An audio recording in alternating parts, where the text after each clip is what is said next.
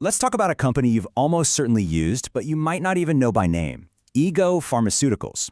They're the brains behind some of Australia's most trusted skincare brands, and honestly, their story is like a masterclass in how you don't just survive for over 70 years, but you actually thrive. So let's just get right into it. This is the real question, isn't it? We live in an age of flashy startups that come and go. So how does a company that started way back in 1953 not only stay relevant, but actually innovate, grow, and compete on a global stage? Well, we're going to break down exactly how they've pulled it off. So here's how we're going to tackle this. First, we'll look at their roots as this great Australian skincare secret. Then we'll see how they built themselves into a global giant. After that, we'll dive into their pretty impressive sustainability strategy, see how they've stayed on the cutting edge with digital innovation, and finally, we'll put it all together into what we're calling the Ego formula. Okay, first up, let's get to know this company.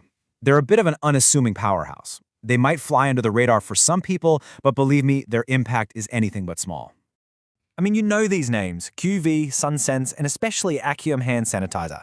These are practically staples in every Aussie household, and it all started in a Melbourne suburb back in '53. Today, this family-owned business cranks out 120 different products, and what's really amazing is they've kept it all 100% Australian-made.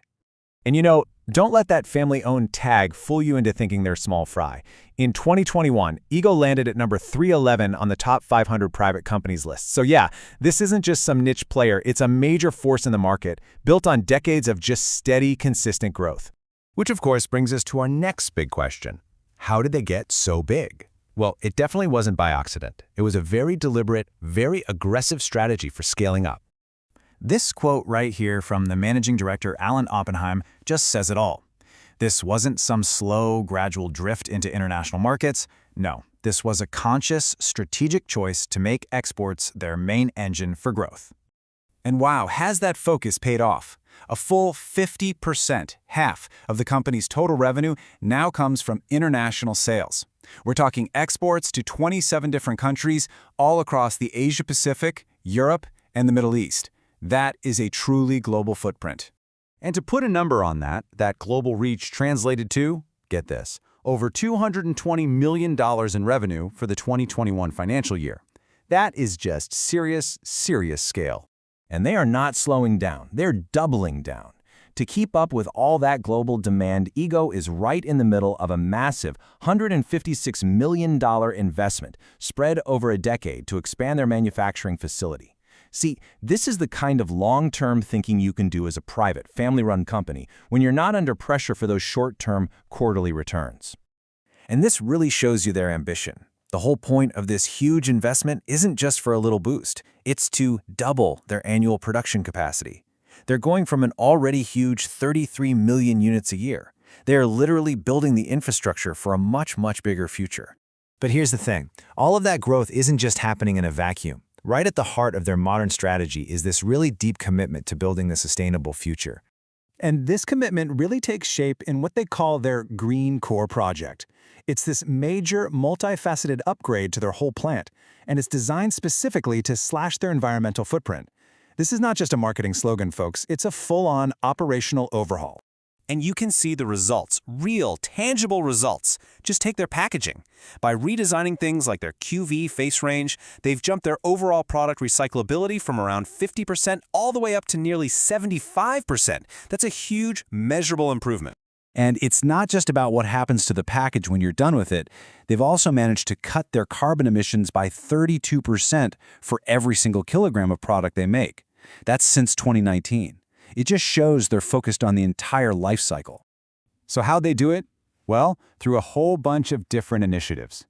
A massive solar panel installation, a complete switch to energy-saving LEDs, and even creating innovative packaging made from 50% recycled milk bottles. Plus, they partner with charities to make sure thousands of their products go to people in need instead of ending up in a landfill. It's a really holistic approach. Okay, so they're big, they're global, and they're green. But how does a company that's been around for 70 years stay relevant? Well, that brings us right to our fourth section, how they've embraced digital and agile innovation. You can really see the shift right here. Ego has moved away from purely old-school marketing and has just dived headfirst into the digital world. They're focusing on creator-made content and building out these powerful influencer networks to meet modern consumers, right where they are, which is, on their phones. And they've really put their money where their mouth is on this one. The company has tripled its influencer network to about 350 creators, and they're using them to run these really targeted social media campaigns for brands like AsClear and Numit. This kind of agility, it goes way beyond marketing. I mean, their response during the COVID-19 pandemic is a perfect case study. The world was facing a massive hand sanitizer shortage, and Ego didn't hesitate. They just swiftly pivoted their operations and ramped up production of Aqium by 5 times what they'd forecasted, and they dedicated 70% of it to the crucial health and aged care sectors. And this culture of innovation, it runs deep. It goes right down to their internal processes. For example, they've adopted automated systems to replace manual tasks, like temperature logging. That frees up their people to do more important work and just makes the entire operation way more efficient. So, let's bring all these different pieces together. What exactly is the formula? What are the keys that have allowed Ego to not just endure, but to succeed for so long? Okay, the big insight here isn't any single one of these things, but how they all work together.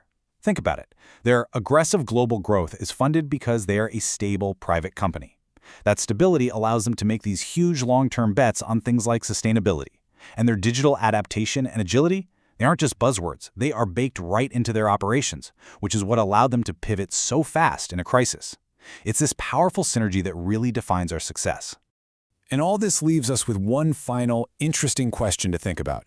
The story of Ego Pharmaceuticals, a company that perfectly blends its 70-year history with a truly cutting-edge strategy, it really makes you wonder, in a world that is so obsessed with the next new startup, maybe the most resilient future is actually built on a foundation of legacy.